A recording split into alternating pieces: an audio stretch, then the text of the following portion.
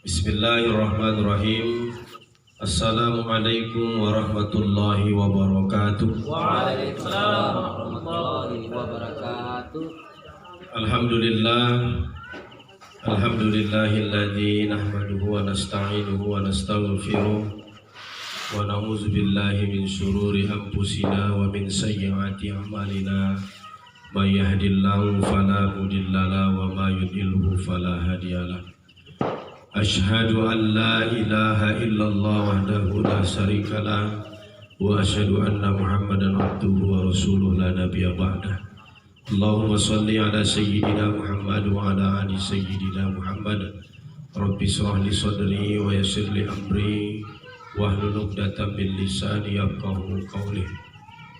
Puji dan syukur kembali kita sama pada kesempatan malam hari ini.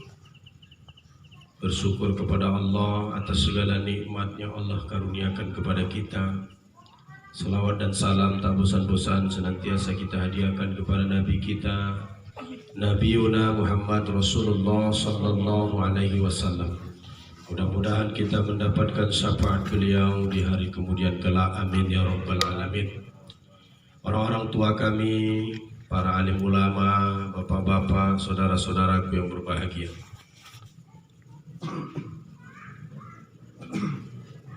Kembali kita bertemu dalam majelis taklim kita pada malam Sabtu yang penuh dengan berkah ini.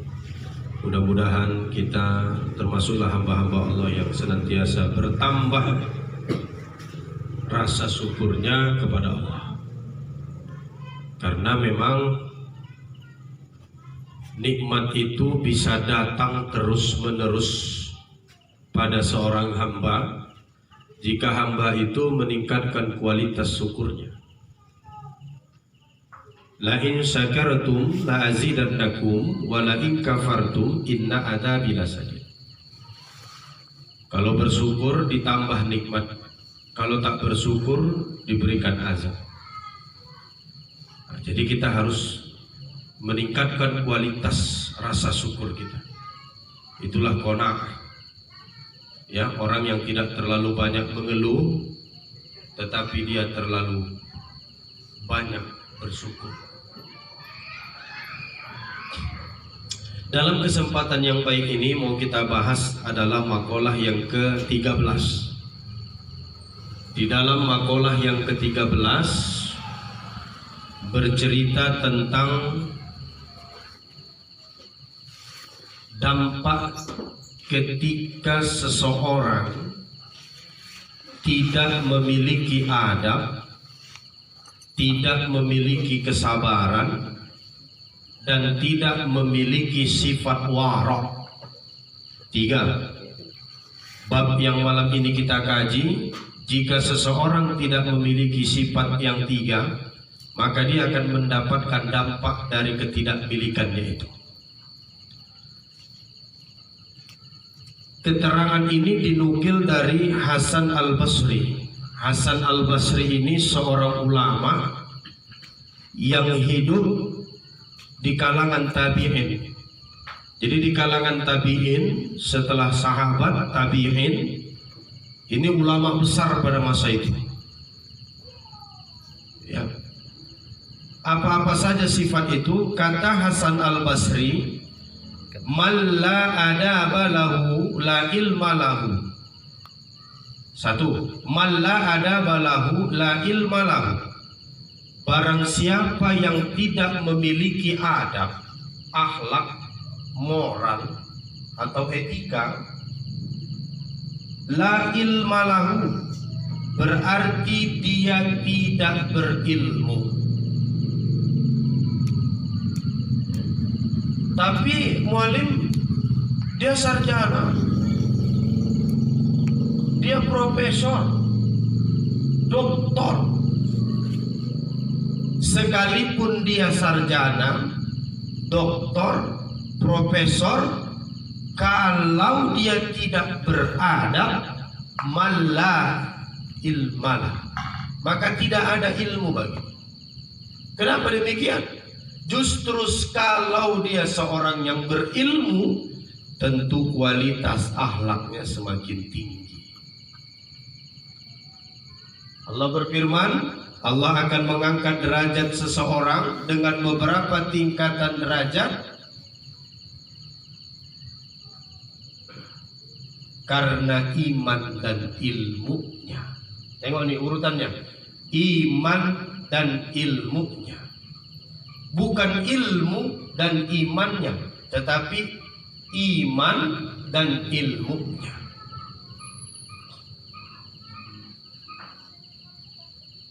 Jadi hati-hati nih,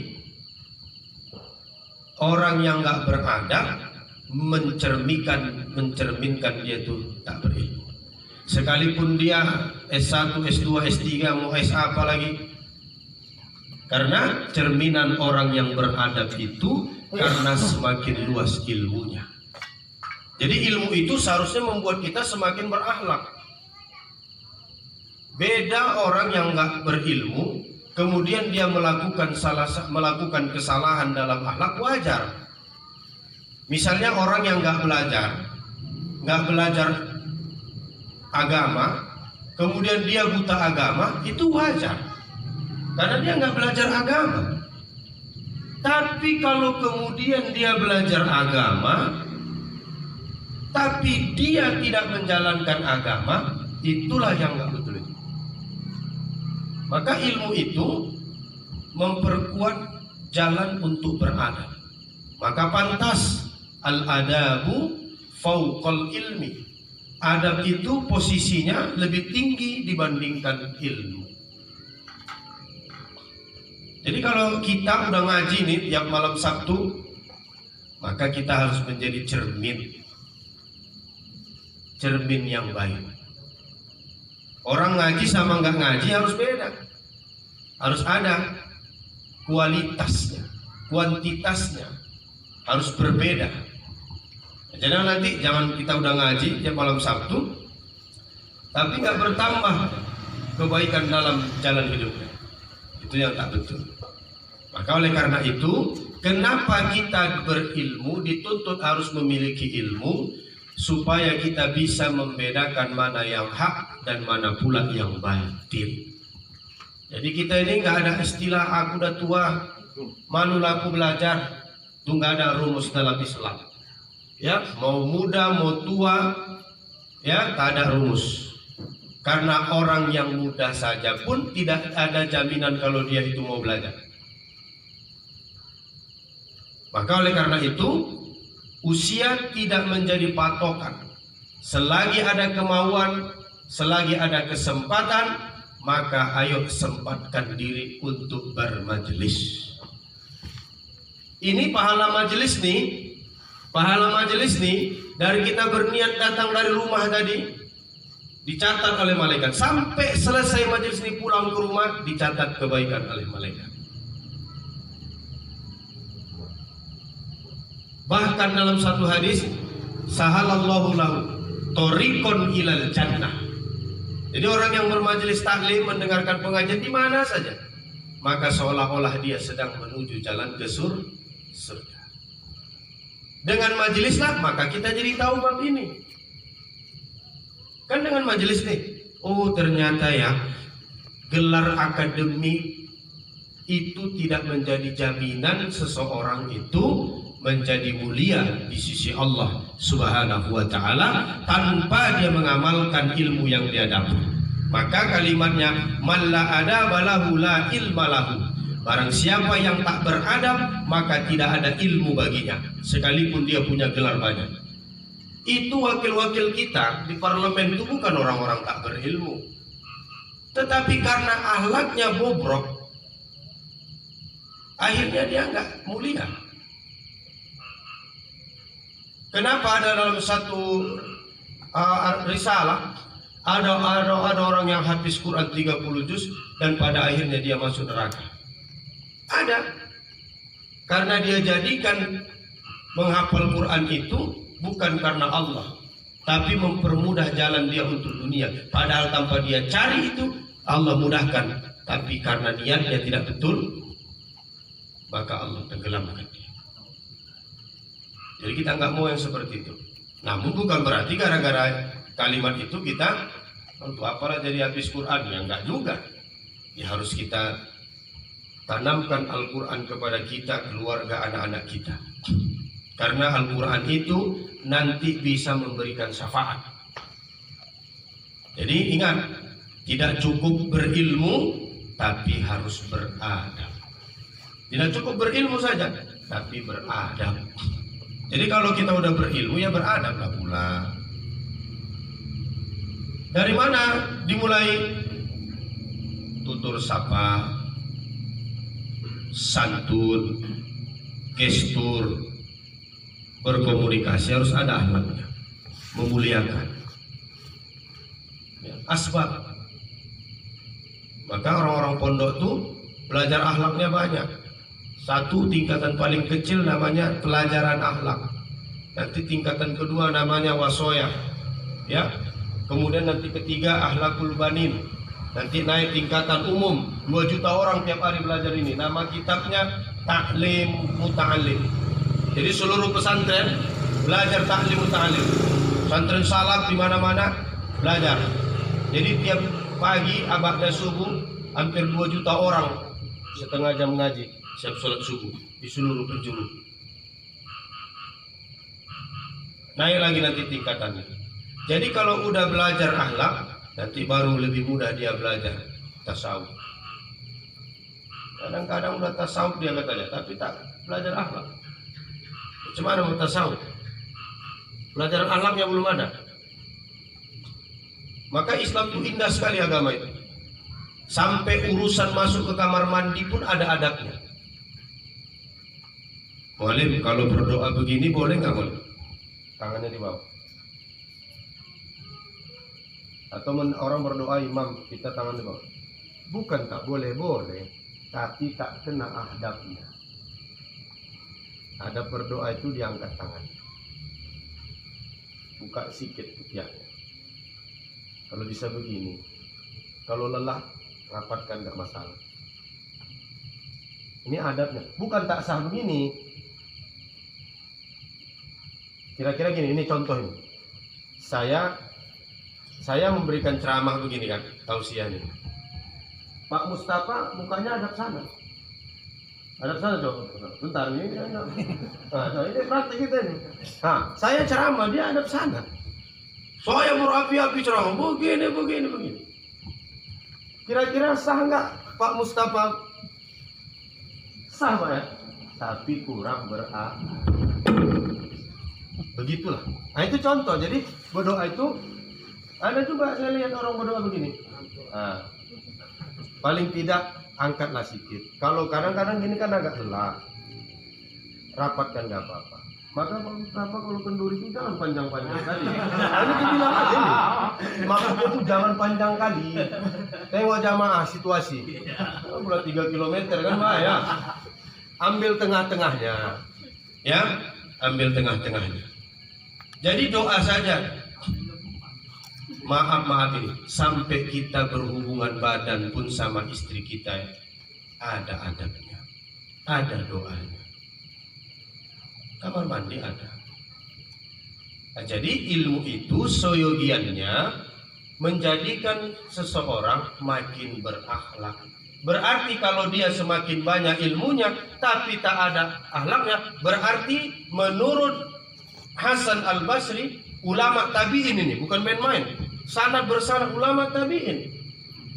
Rasulullah, ulama Rasidin, sahabat tabi'in. Generasi ketiga. Rasulullah, ulama Rasidin, sahabat tabi'in. Bayangkan. Ini bersanad.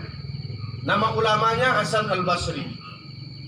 Dan banyak diceritakan di dalam hadis-hadis dan mau'izoh. Bayangkan itu. Jadi hati-hati. Jadi sekalipun dia akademis gelarnya banyak, tapi kalau ditengok akhlaknya tak bagus, tidak masuk. Dia tidak berilmu. Ya, tak ada kemuliaan.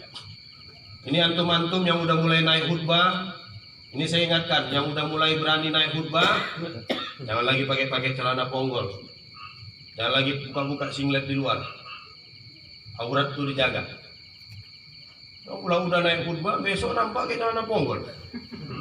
Nah, ini Ingin yang udah berani itu dijaga, itu adab. Kenapa? Bukan sembarangan lo yang naik khutbah ini. Ya kan? Ada juga orang berilmu, tahu, pandai tapi nggak berani. Ya toh?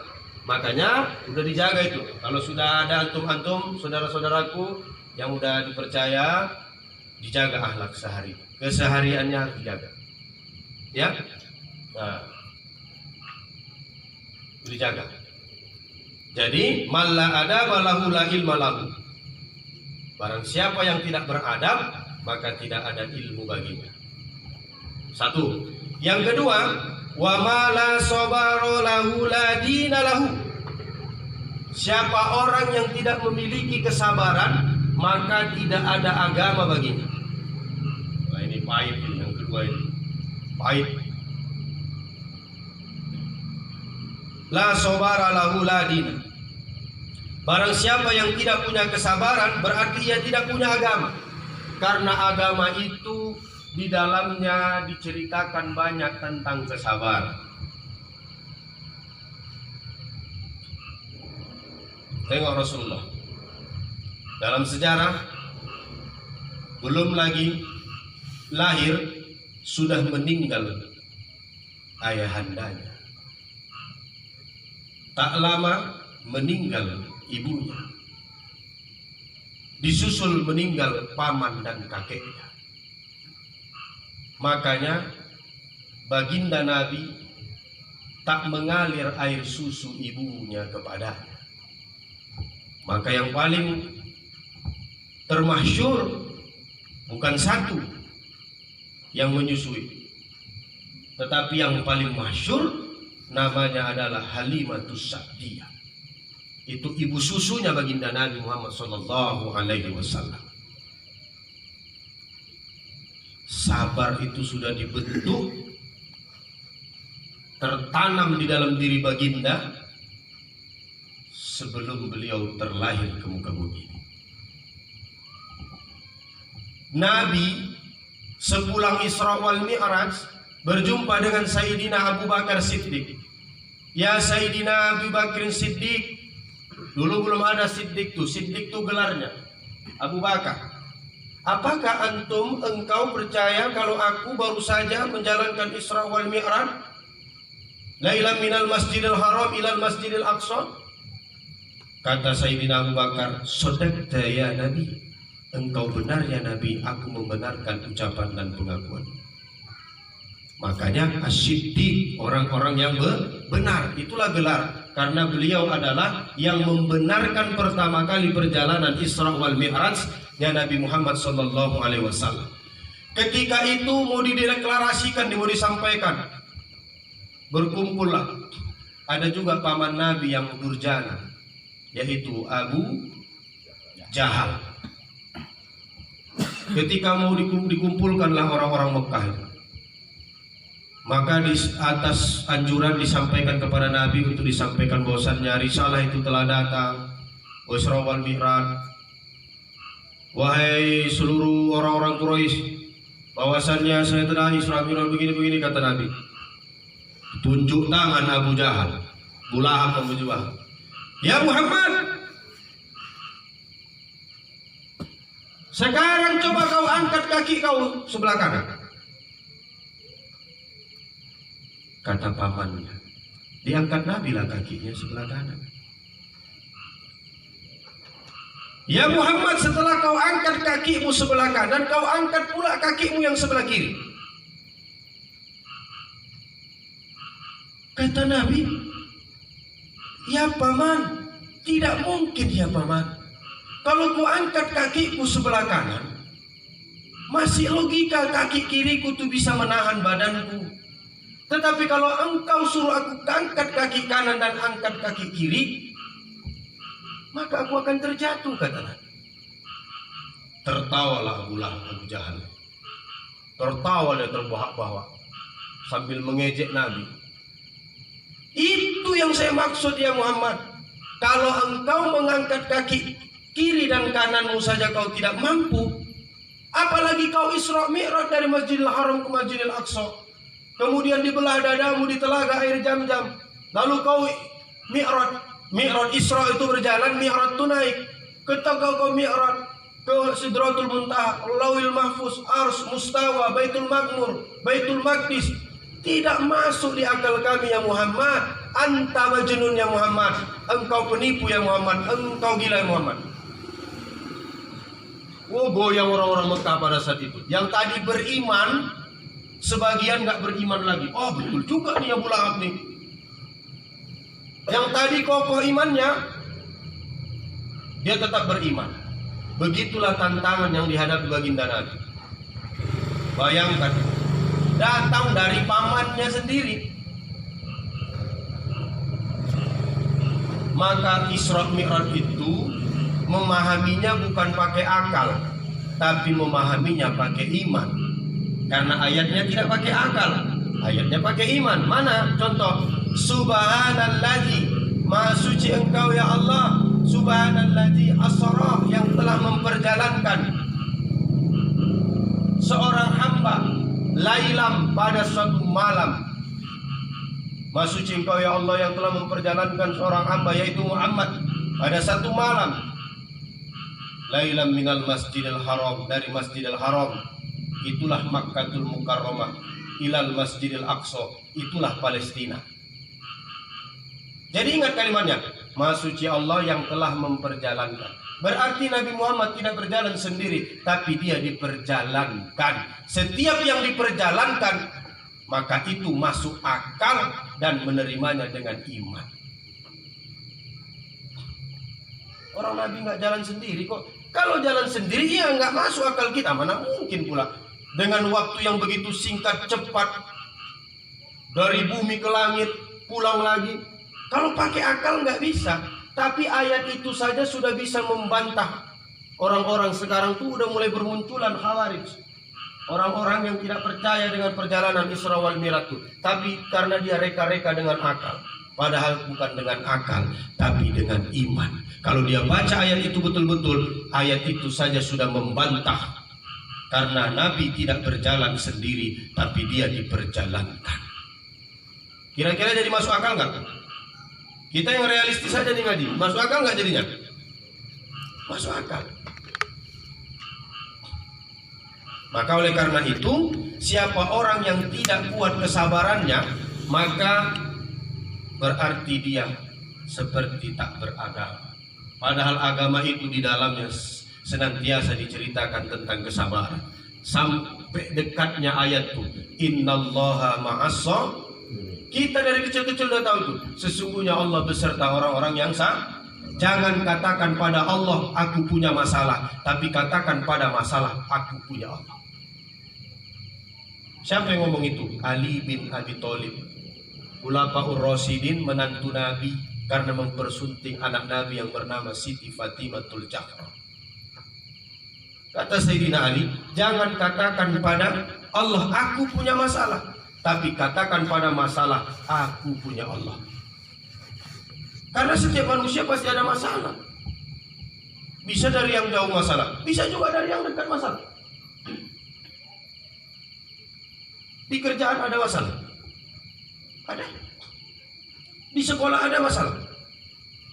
Oh sejauh di rumah kita terkadang pun ada masalah.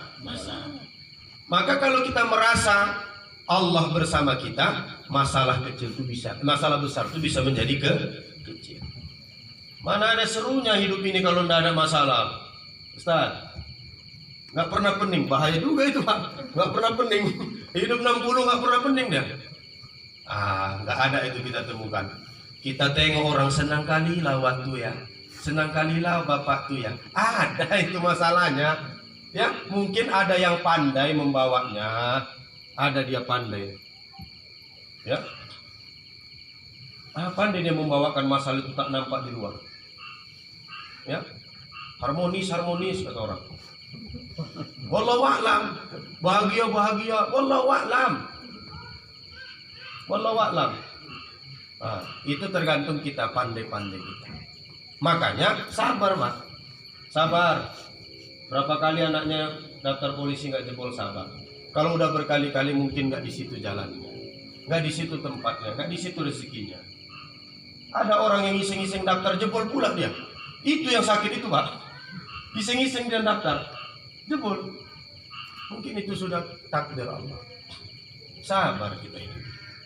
Iman itu aja pun sabar kan. Al-imanu yazidu wa yanqus. Iman itu kadang naik, kadang turun. Iman itu 3. Al-imanu yazidu wa yanqus. Iman manusia lah itu. Kadang naik, kadang turun. Kadang semangat. Kadang lemah-lempem.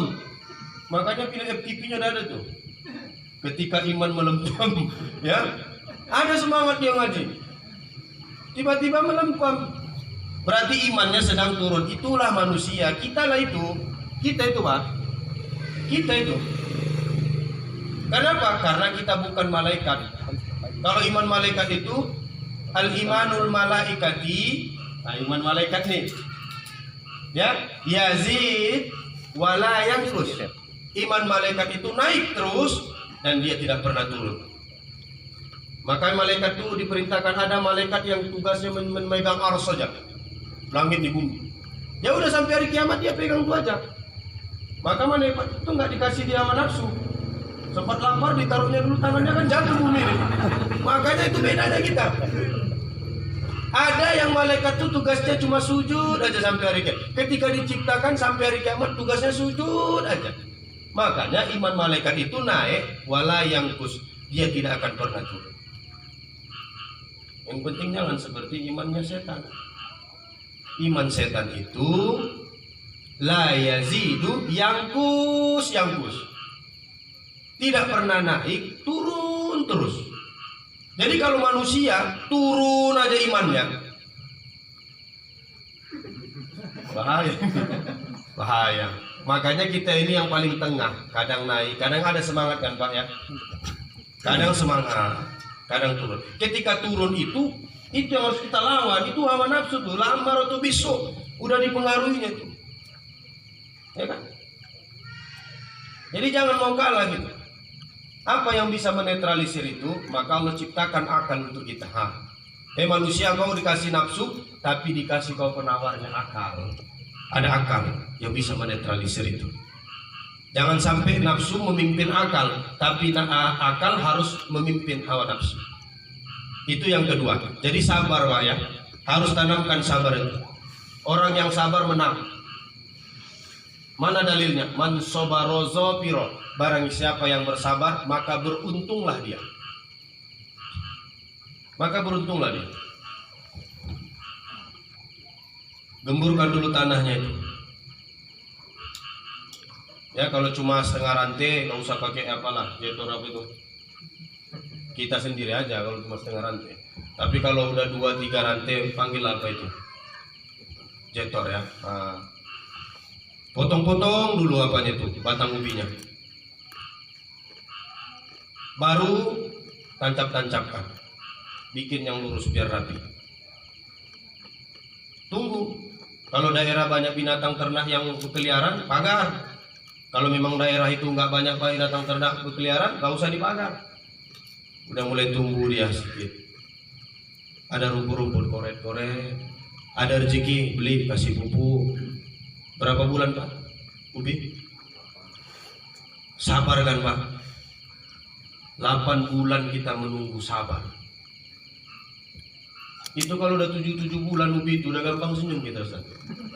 Udah umur 7 bulan dia Pak. Udah gampang aja kita. Ya. Bawaannya udah mau kedolo aja tuh. Ya kan? Nah, sabar kan Pak? 8 bulan kita disuruh bersabar. Ubi yang 3 rantai itu bahkan 7 bulan pun dari panen Pak ya.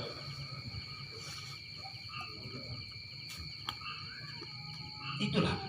Tapi setelah sabar 7-8 bulan, datang agen, dicabut, ditimbang, dijumlah, dibayar.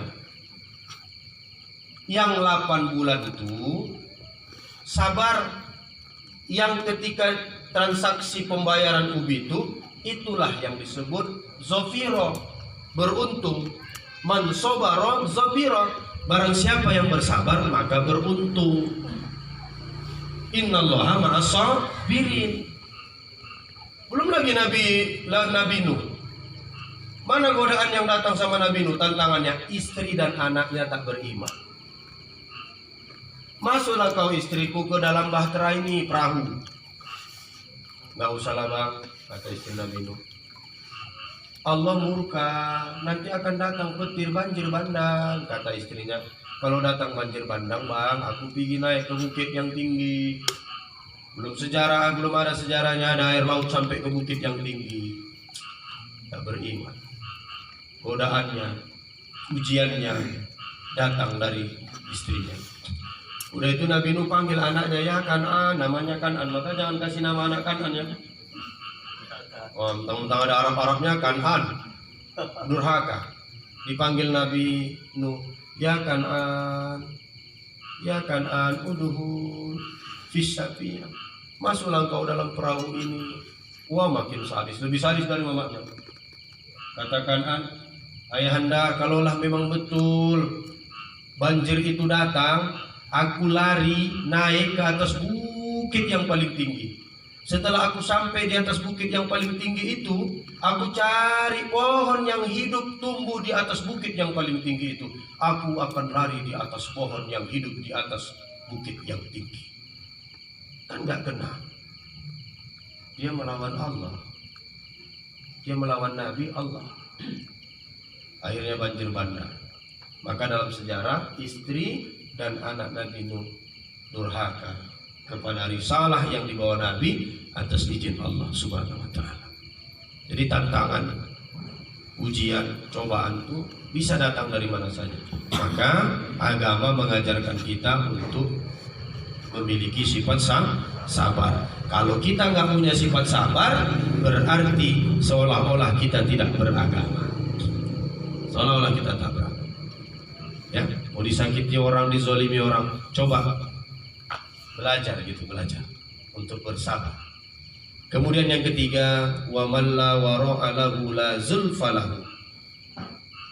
Barang siapa yang tidak memiliki sifat wara', berarti dia tidak mempunyai kedudukan di sisi Allah. Apa sifat wara' itu? Adalah tawadu. Apa sifat tawadu itu? Rendah. Tapi wara' ini universal. Bisa juga dia mencakup kepada menghindarkan diri dari perkara-perkara yang haram dan yang syubhat. Dia menahan diri. Kalaulah aku kerja di sini menghasilkan 5 juta setiap bulan, tapi ada gimmick-gimmick subhat dan haramnya. Kalaulah aku kerja di sini sebulan cuma menghasilkan cuma 2 juta, tapi insya Allah lurus, tidak ada gimmick-gimmick yang haram dan subhatnya. Itu kan tantangan tuh. Ada jumlah nilai yang berbeda dengan pekerjaan yang sama, tapi jalannya berbeda. Dia menghindarkan diri dari gaji 5 juta karena di dalamnya dia tengok ada yang menyalahi konsep syariat. Hingga pada akhirnya udahlah nggak apa-apa lah yang 2 juta ini. Mudah-mudahan berkah. Itu termasuk wara'. Biarlah lambat tapi sampai, jalannya selamat, daripada cepat tapi banyak hal-hal yang dilewati. Gak apa-apa lambat kita jadi orang kaya Pak, tapi jalannya betul gitu loh Pak. Gak apa-apa, daripada cepat kaya tapi jalannya gak apa-apa kita lambat. Ada orang naik haji nabung dia 5.000, 10.000. Dia nabungnya itu ketika usianya 25 tahun. Ya Allah, aku berniat ini celengan untuk tabungan hajiku. Ada rezeki taruhnya 10, ada 20. Dibongkarnya selama 20 tahun. Usianya tadi 25. 20 tahun dia menabung. Dari yang 5.000, 10.000. Berarti usia 45 berangkat haji. Berarti kita semua bisa Pak berangkat haji. Bisa kita. Itu kan hitungan yang kecil tuh kan. Yang 20 tahun dengan 5.000 atau 10.000. Coba kalau kita yang mungkin rezekinya yang agak bagus, bilang sama istri, nanti deh kalau kita panen ubi kita ini yang 3 rantai ini, 5% kita tabungan aja ya deh. Abang aja, enggak, kita 2, biar senang hatinya. Kita 2 deh. Nah, dimulai. Dan banyak orang, karena apa? Dia sadar diri, nggak ada duitnya tiba-tiba berangkat haji plus atau menunggu mendaftar, nggak mungkin ada. Dia tahu sadar diri. Kalau aku peluk langsung duit segitu, dia nggak punya. Udahlah, pakai cara menabung saja. 10. Macam cerita yang tukang kusuk yang saya ceritakan. Kisah nyata tuh ya Pak. Yang tukang kusuk, celengannya di situ. Untuk apa Pak nyelengin? Untuk tabungan haji. Yang dikusuk pun senyum-senyum. Allah wawa iki. Gaya wali mau naik haji. Ya namanya ikhtiar loh Bu, kata ibu itu. Nenek karena sudah dibukanya sekian puluh kurangnya itu 5-6 juta tak berapa. Kurang duitnya, itulah anak-anaknya yang nambahin. Berangkat dia haji. Yang paling lucunya, sedihnya, waktu mau mau berangkat haji kendurinya diundang yang apa tadi? Orang tetangga situ. Yang tadi wah gaya kali lah mimpinya kok ada. Diundang datang ke rumahnya. Nah itu bisa ternyata kita. Kayak kurban itulah kan Pak. Kok kayaknya berat kali kita kurban tuh. 1 ekor kambing aja. Kok berat kali. Tapi kalau anak kita minta HP 2 juta kita beli. 2 juta Pak. Sekarang orang musim goes berapa tuh sepeda itu? Kurban coba, kurban 1 tahunnya itu. Berapa yang kurban Pak? Standarnya harga kambing 2 juta lah ya. 2 juta dikali 1 tahun berapa? 12 bulan. 2 juta dibagi 12 berapa itu? Wah, 200 lah buat. Itu 2 juta udah mantap itu Pak. Jadi dari mana jalan yang nggak bisa kita? Makanya zaman Nabi itu patokannya kambing domba, bukan lembu. Patokannya kambing supaya kita mudah. Tak bisa lembu mudah kita satu. Ini buatlah ini, nanti kurun banyak sini kambing. Satu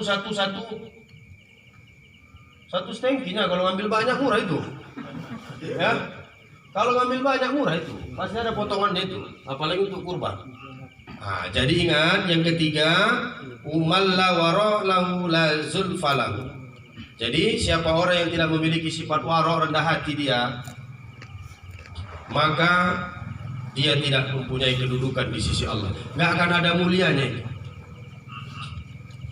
Ya, tinggalkan aja, berani aja kita tinggalkan kebiasaan-kebiasaan yang jahat dari diri kita itu, berani aja. Nggak terhina nggak? Yakinlah Allah akan lebih angkat derajat kita.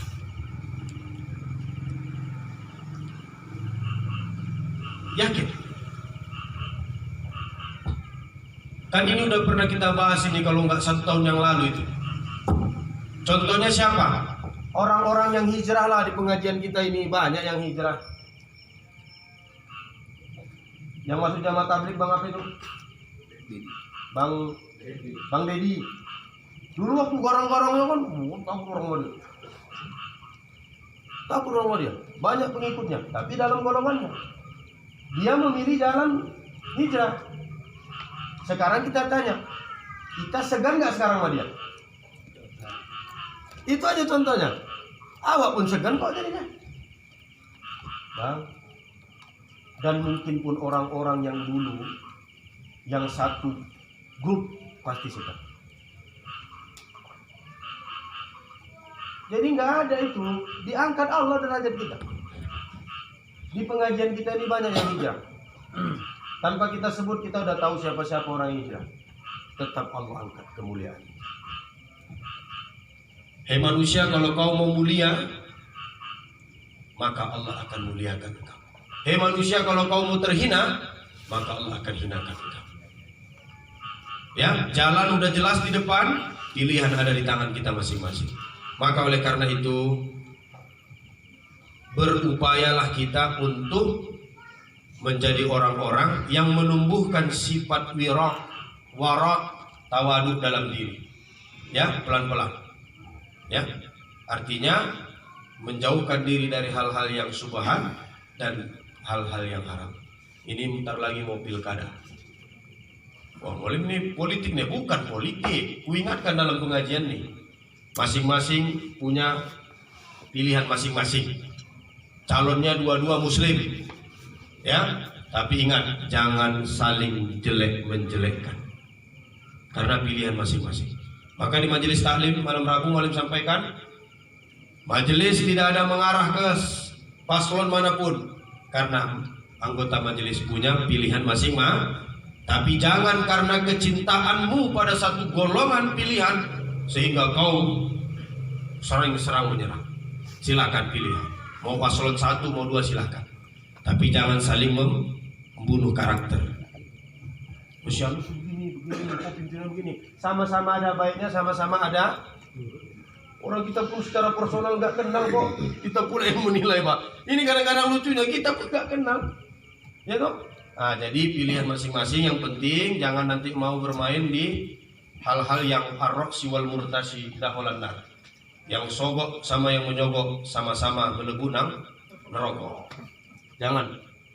Ya kalau misalnya saya kenal dengan paslon nomor 5, memang saya mau milih nomor 5 misalnya, tiba-tiba diajak orang, ayo bergabung memilih nomor 5. Orang memang saya mau nomor 5, dia nggak mempengaruhi saya. Karena apa? Saya memang yang apa itu, yang nggak boleh itu, misalnya si A ini dari awal nih pendukung nomor 10 ini 10. Tiba-tiba malam besok mau nyoblos, assalamualaikum, pilih nanti Wak, nomor 10 lah. Kau pun lucu kau, macam nggak tahu aja kau. Aku kan 10, orang dari kemarin aku 10 kok. Maksudnya iki loh Wak, iki iki 300. Iya. Nah, kalau itu ya gimana lah. Itu yang mempengaruhi, itu yang salah siapa? Yang datang itu. Yang datang tuh ngapain lah pulang udah pendukung nomor 10 kok. Dia nama si kawan pun ekonomi terjepit, ya goyang juga. Ya berat juga. Jadi piye Pak? Jadi 10. Oh, kok 5 ya lah. Kenapa? Ya 5 pun kayak 10 pun gak enak apa. Jelek menjelekkan jadinya ujung-ujungnya. Jadi itu jangan. Ya, kalau pendukung sana, pendukung sini, sana. Yang penting jangan saling menjatuh. Hindari itu tadi, merubah pilihan. Karena situasinya sulit, sama-sama muslim, kan dua-dua muslim. Tapi kalau tadi satu muslim, satu apa, kita berjuang, kita di garis depan. Kita depan harus membela ya, walaupun ya si muslim itu kan si apa ini yang nggak muslim ini lebih baik Pak. Gak bisa kita tengok dari situnya. Sejelek-jelek orang muslim, tengok kebaikannya. Kalau imbangnya berbeda. Tapi kalau sama-sama begini kita nggak bisa. Maka saya untuk Bintang Bayu semalam udah ada undangan juga. Saya semuanya tolak. Ini supaya netral kita. Saya nggak mau dan saya tidak menerima ceramah untuk kampanye. Saya nggak menerima. Udah ada yang datang Pak. Gabung kita ini. Dua-dua belah pihak. Saya bilang saya tidak menerima. Ya, bukan sosok gaya. Ya kita ini kan udah jamaah nih ya. Ya ini kan nggak mungkin sama pilihannya kan Pak. Nah, jadi kita menjagakan diri, kita nggak bisa diikat dengan satu apapun. Yang penting ingat, jangan saling jelek menjelekkan. Saudara-saudaraku yang dimuliakan Allah, kesimpulan kajian kita pada kesempatan malam yang berbahagia ini, ternyata ya Hasan Al-Basri menyatakan dalam maqalah yang ke-13 bahwa ingat, orang-orang yang tak beradab berarti tidak ada ilmu bagi. Orang-orang yang tak bersabar berarti tidak ada agama untuknya. Dan orang-orang yang tidak memiliki sifat wara', rendah hati, menjauhkan diri dari hal yang syubhat dan yang haram, ya, berarti dia tidak akan mulia di sisi Allah. Macam mana supaya Allah memuliakan kita? Maka jadilah orang-orang yang wara', ya, jauhkan diri dari perkara-perkara yang dilarang oleh Allah, agama. Tentu agama itu muncul karena ada aturan dari Allah Subhanahu wa Ta'ala. Mudah-mudahan semakin hari kita semakin bertambah baik kehidupannya, bertambah baik keimanannya, bertambah banyak amal kita, karena ahsanu amal. Ya, kita ini ujian, kehidupan, kematian, diuji kita siapa di antara kalian yang paling bermanfaat dan paling banyak amalnya. Mudah-mudahan kita termasuk golongan itu, saling mengingatkan. Adalah ya ajmain. Assalamualaikum warahmatullahi wabarakatuh.